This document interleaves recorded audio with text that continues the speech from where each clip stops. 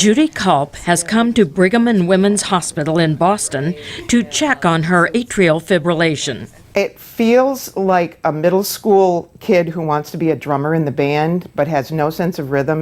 Atrial fibrillation, or AF, happens when electrical impulses in 2 of the 4 chambers of the heart go into an irregular or chaotic pattern.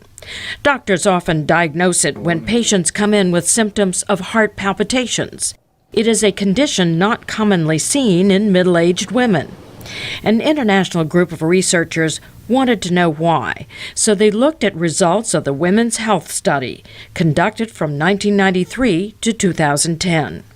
Data was collected from 35,000 women, whose average age was 53. No one in the group had previous heart problems. But surprisingly, the women with sustained atrial fibrillation had a 2-fold greater risk of death than others. Dr. David Conan of the University Hospital in Basel, Switzerland, and other researchers wanted to know what were the risk factors for these women, especially those who appeared to be healthy. There was an increased risk of death among women who developed atrial fibrillation, even in a population who was at absolutely low risk of cardiovascular disease at baseline.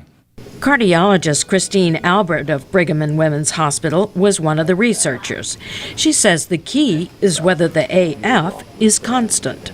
When we looked at women who had what we call paroxysmal atrial fibrillation, which is atrial fibrillation that comes and goes, we didn't find an elevation in total mortality.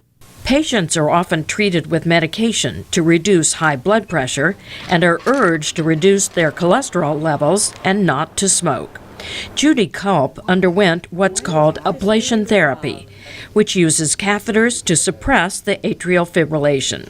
I feel fantastic. I haven't had any symptoms. The difference of not knowing what's going to happen from day to day to feeling great is wonderful. Women and men who feel they have symptoms of atrial fibrillation are advised to see their doctor for appropriate treatment.